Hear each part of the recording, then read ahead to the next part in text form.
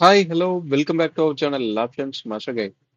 நீங்க ஆப்ஷன்ஸ் மார்க்கெட்ல சக்ஸஸ் பண்ணணும்னு நினைச்சீங்க அப்படின்னா நம்ம சேனலை சப்ஸ்கிரைப் பண்ணி தொடர்ந்து ஃபாலோ பண்ணுங்க.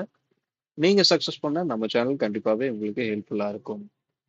ஓகேங்களா? ஓகே, இப்போ இது பார்த்தீங்க அப்படின்னா நிஃப்டிக்கு நாம நேற்று காலையில மார்க்கெட் தொடர்ந்து முன்னாடி கொடுத்திருந்த லெவல்ஸ், அந்த லெவல்ஸ் எப்படி வேலை செஞ்சிருக்கு, லெவல்ஸை தாண்டி நம்ம சொல்லியிருந்த விஷயங்கள்லாம் என்ன மாதிரி நடந்திருக்கு அப்படின்றத வாட்ச் பண்ணுங்க.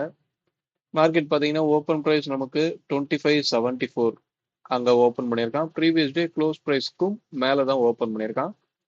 ஒரு பாசிட்டிவ் ஓப்பன். பாசிட்டிவ் ஓப்பனில் போய் எடுத்த உடனே ஒரு ஸ்விங்கை கொடுக்குறாங்க.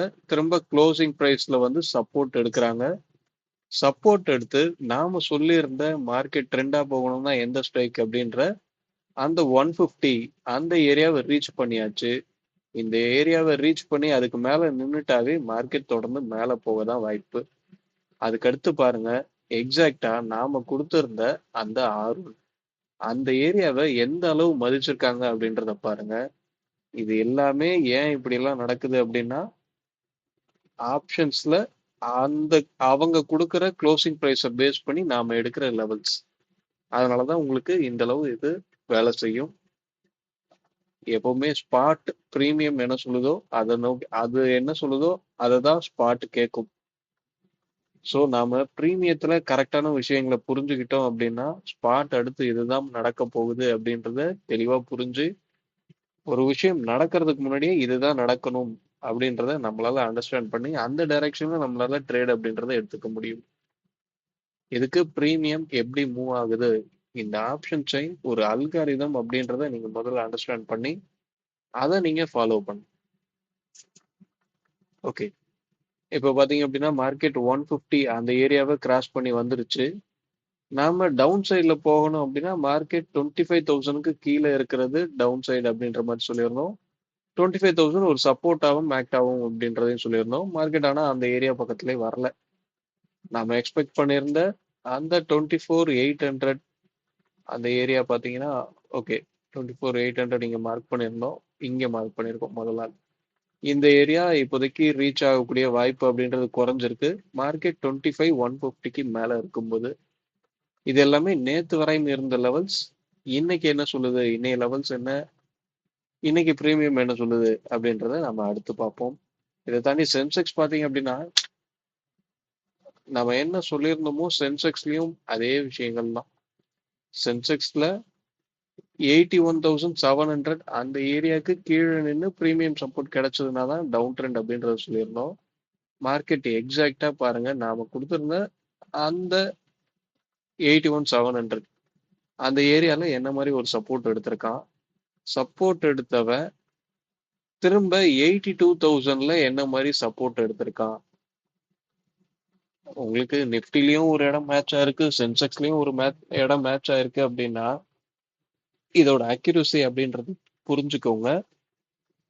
ஆனா நான் இந்த ஸ்பாட்டை மட்டுமே பேஸ் பண்ணி ட்ரேட் பண்ண மாட்டேன். என்னை பொறுத்தவரை இந்த ஸ்பாட் அப்படின்றது ஒரு ரெஃபரன்ஸ் லெவல் தான்.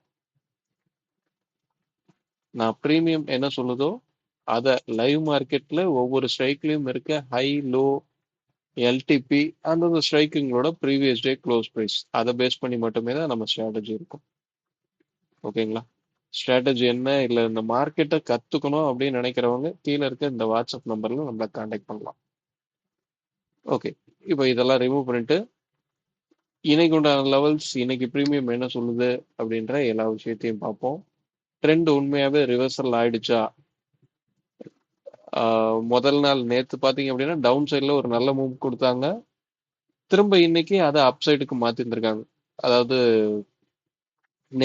நேத்துக்கு திரும்ப அப் சைடில் மூவ்மெண்ட் மாறி இருக்கு. இது தொடர்ந்து மேலே போகக்கூடிய வாய்ப்பா என்ன அப்படின்றத பார்ப்போம்.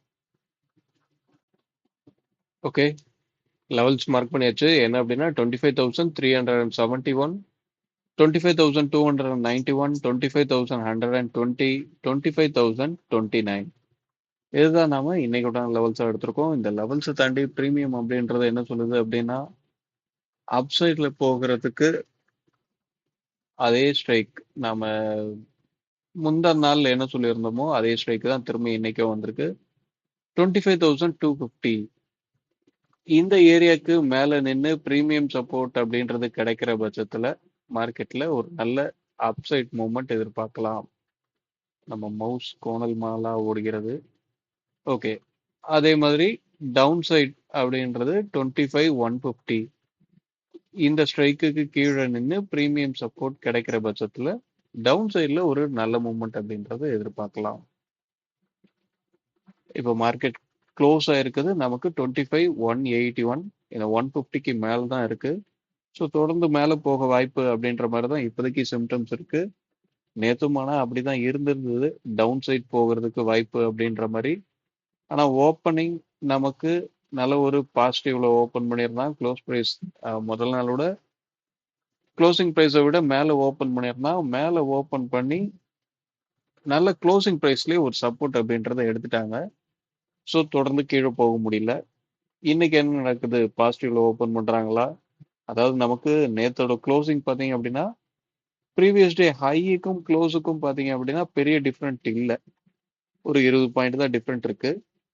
இந்த 20 பாயிண்ட்டுக்கும் வெளியே ஓப்பன் பண்ணும்போது எந்த செல்லர் பயப்படுவாங்க அப்படின்றத யோசிச்சு பாருங்க. எந்த செல்லர் பயந்தா அவங்க பொசிஷனை என்ன பண்ணணும்?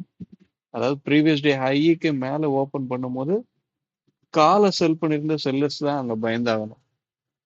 ஏன்னா ப்ரீவியஸ் டே ஹையை பிரேக் பண்ணி மேல ஓப்பன் பண்ணி தொடர்ந்து மேல போகக்கூடிய வாய்ப்பா கிடைச்சிருச்சு அப்படின்னா காலை செல் பண்ணவங்களுக்கு பெரிய லாஸ் அப்படின்றது வரும். அந்த கால் செல் பண்ணவங்க அவங்க பொசிஷனை கட் பண்ணக்கூடிய சூழலுக்கு போகணும் அப்படின்னாவே அவங்க பொசிஷனை பை பண்ணாதான் க்ளோஸ் பண்ண முடியும். செல் பண்ணவங்க அவங்க பொசிஷனை க்ளோஸ் பண்றதுக்கு பை பண்ணி ஆகணும். அப்படி பை பண்ணும்போது செல்லர் ஒரு இன்ஸ்டிடியூஷனல் லெவல் ட்ரேடர்ஸ் பை பண்றாங்க அப்படின்னா மார்க்கெட்ல அந்த இடத்துல பெரிய மொமெண்டம் வரும்.